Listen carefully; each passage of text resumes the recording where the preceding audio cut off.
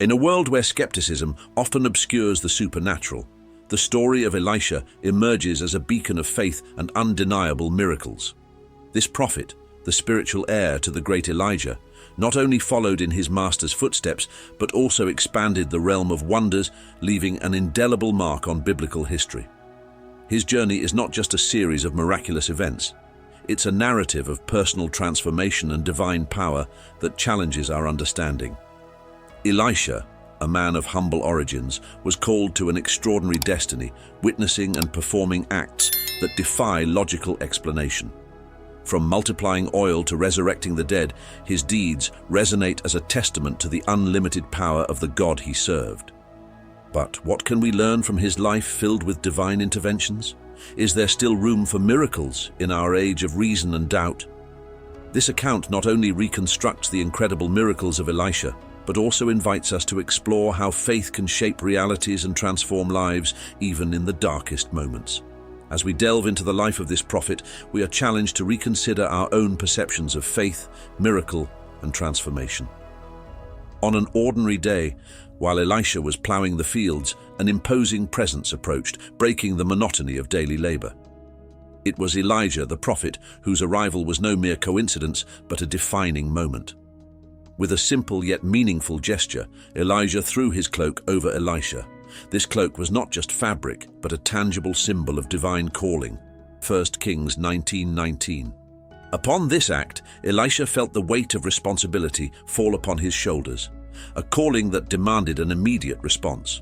Without hesitation, he left behind the oxen, which symbolized his past life, and ran towards a new existence. He asked Elijah only for a moment to bid farewell to his parents, a gesture of respect and transition. 1 Kings 19:20. Returning, Elisha didn't merely abandon his former life. He transformed it into a sacrifice. The oxen were sacrificed, and with the wood of the yoke, he prepared a feast for the people. This act of generosity marked the beginning of his spiritual journey, showing that no resource from his past life would be wasted. 1 Kings 19:21. This event not only sealed Elisha's transition to discipleship under Elijah, but also highlighted a deeper truth. When called to a greater purpose, the actions we take in response must reflect our total dedication. Elisha teaches that divine service begins with a full yes, followed by actions that affirm that commitment. This episode leads us to reflect on our own responses to the calls we receive. Like Elisha, we are invited to consider what we are willing to leave behind and how we can use our current resources to serve a greater purpose. As we contemplate this transition, we realize that each choice carries the potential for a new beginning, filled with sacrifice, service, and transformation. Luke 9:62. Throughout his discipleship, Elisha witnessed numerous extraordinary deeds performed by Elijah, including the decisive confrontation on Mount Carmel, which stood out as a powerful demonstration of divine power.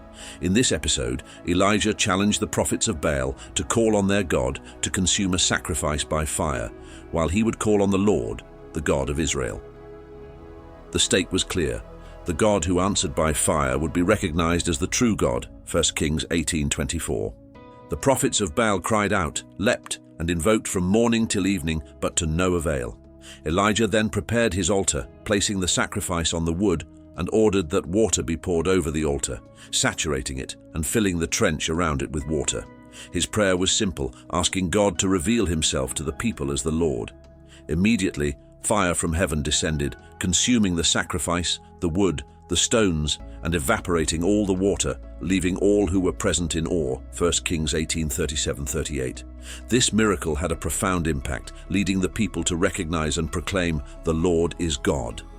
This declaration powerfully resonated, marking a turning point for Israel. For Elisha, the event solidified his faith and his understanding of God's power, preparing him for the challenges that would come in his own prophetic journey.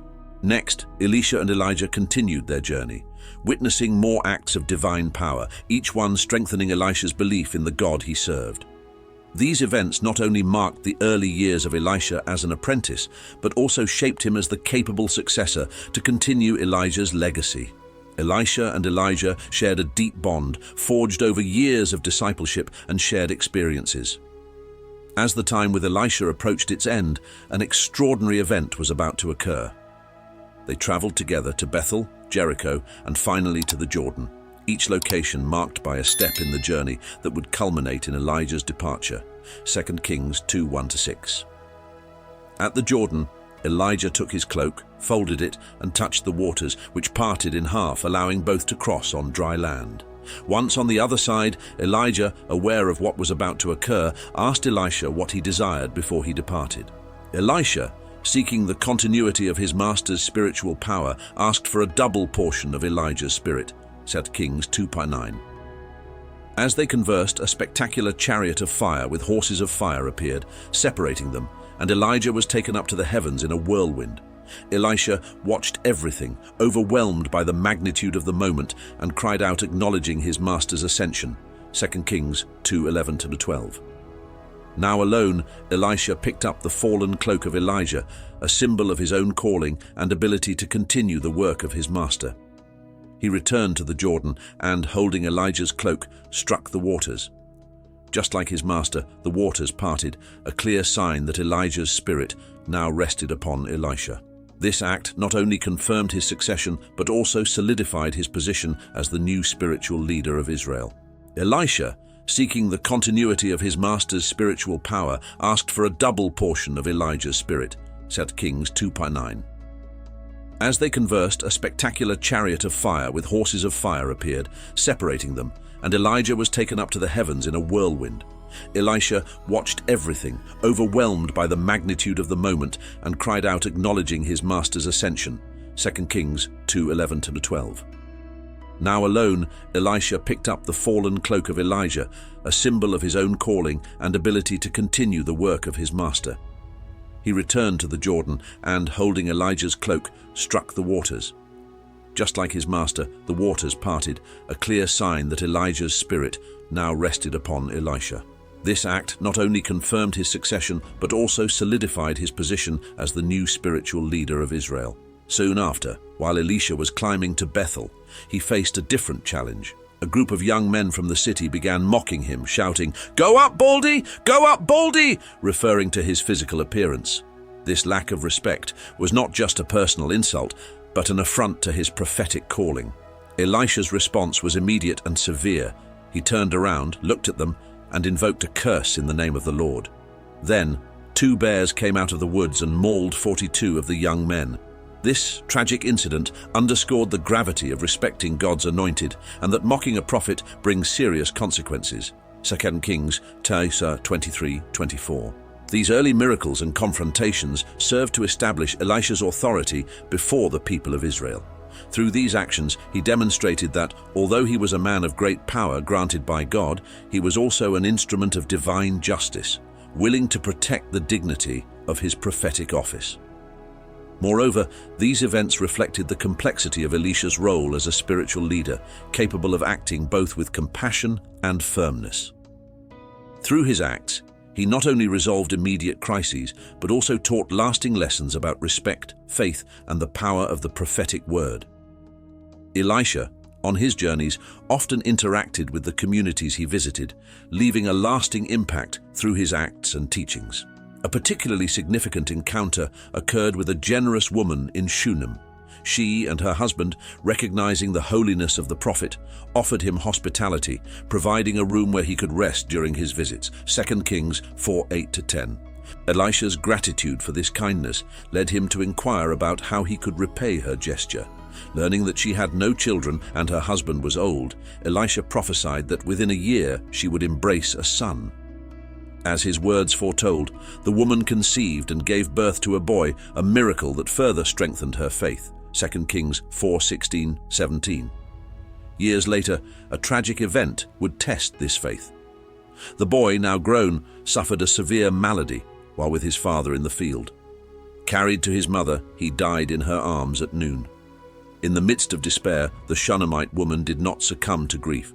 Instead, she placed the body of her son in the prophet's room and hurriedly set out to find Elisha. 2 Kings 4:18-21.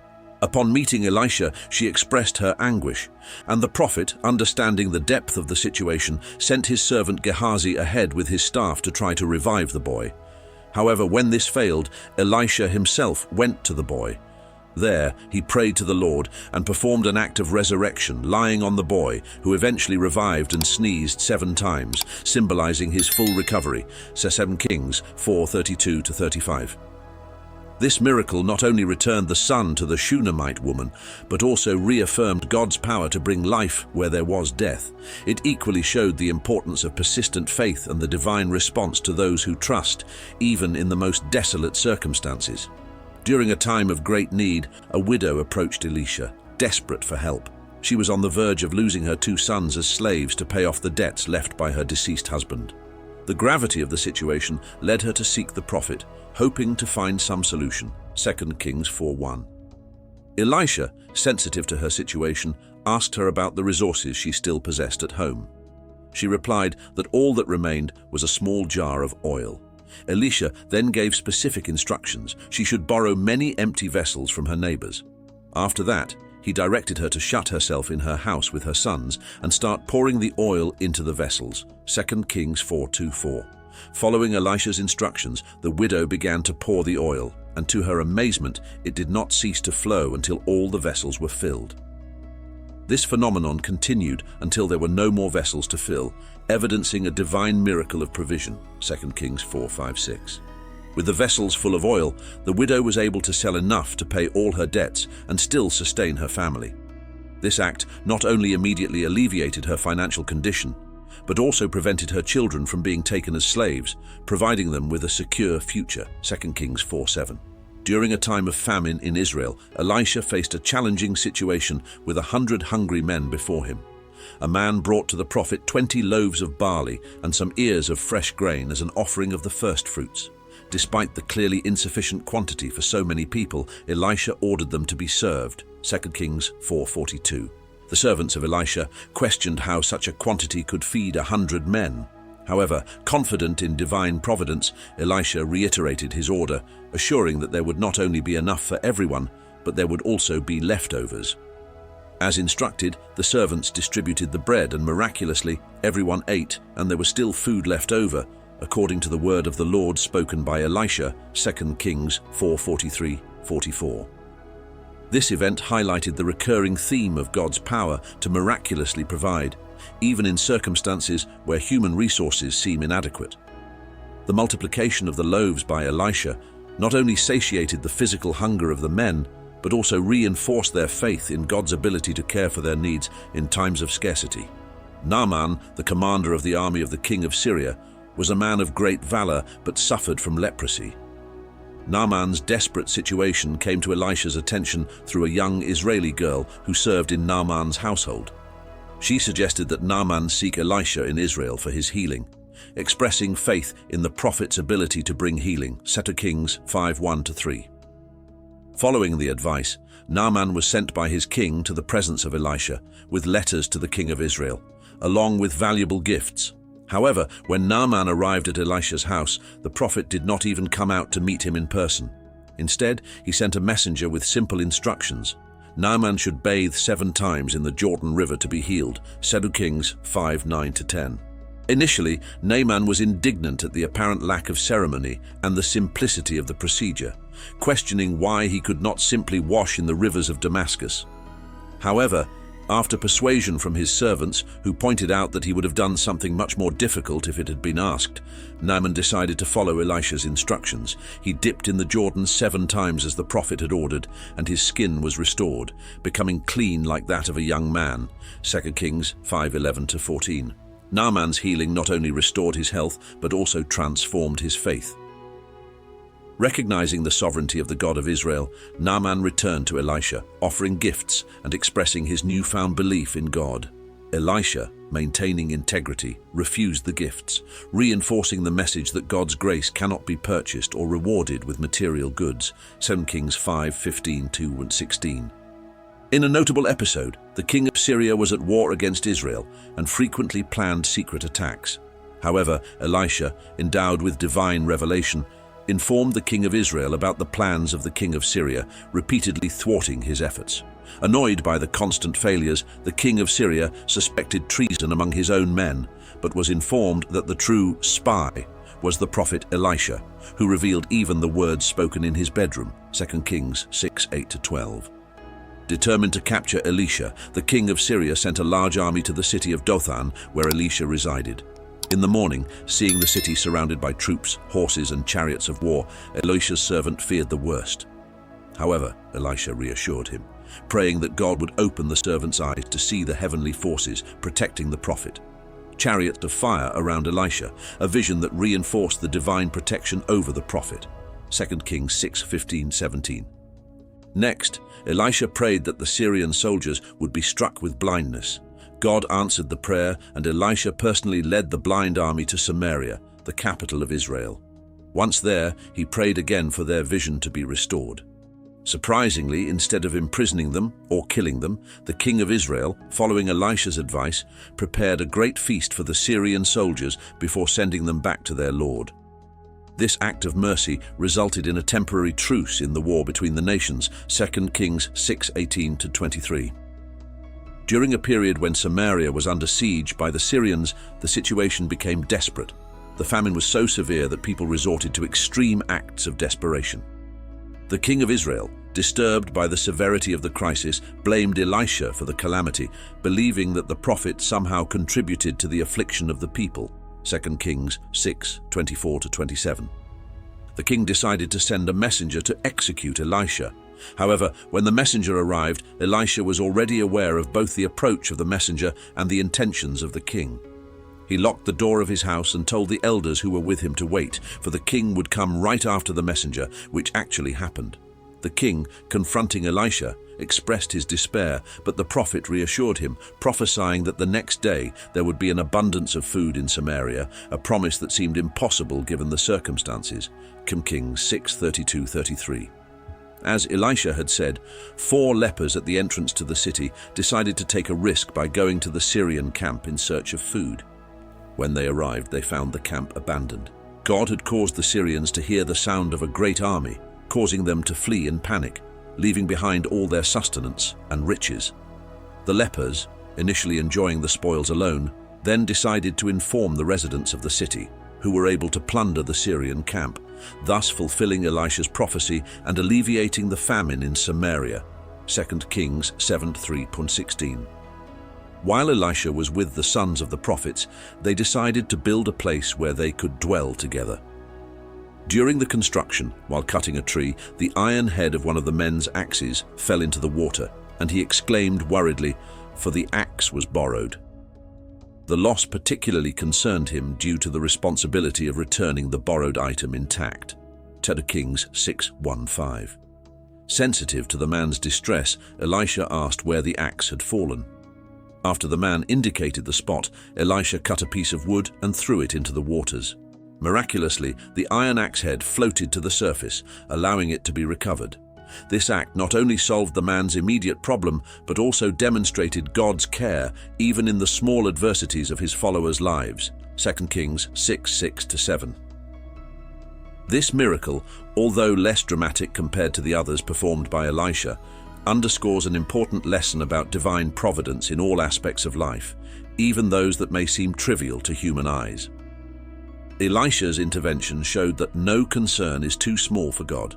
Elisha played a crucial role during the conflicts between Israel and Syria. He not only acted as an advisor to the king of Israel, but also repeatedly thwarted the plans of the king of Syria. Elisha was able to reveal to the king of Israel the locations where the Syrians planned ambushes, effectively protecting Israel from surprise attacks. 2 Kings 6:8-12. On one notable occasion, after thwarting many attacks, the king of Syria sent a large army to capture Elisha, leading to the episode of the Syrians' blindness, as described earlier. This event culminated with Elisha guiding the blind army to Samaria, where instead of being harmed, they were treated with kindness and fed before being sent back to their own country. This act of mercy not only demonstrated Elisha's wisdom, but also resulted in a temporary truce between the two nations. 2 Kings 6:18-23. However, the conflicts continued, and in a subsequent situation, the king of Syria besieged Samaria, leading to a severe famine. Elisha's intervention was again decisive, prophesying that the siege would end and that there would be an abundance of food, which miraculously materialized after the lepers discovered the abandoned Syrian camp, as mentioned earlier, to 2 Kings 7:1-7.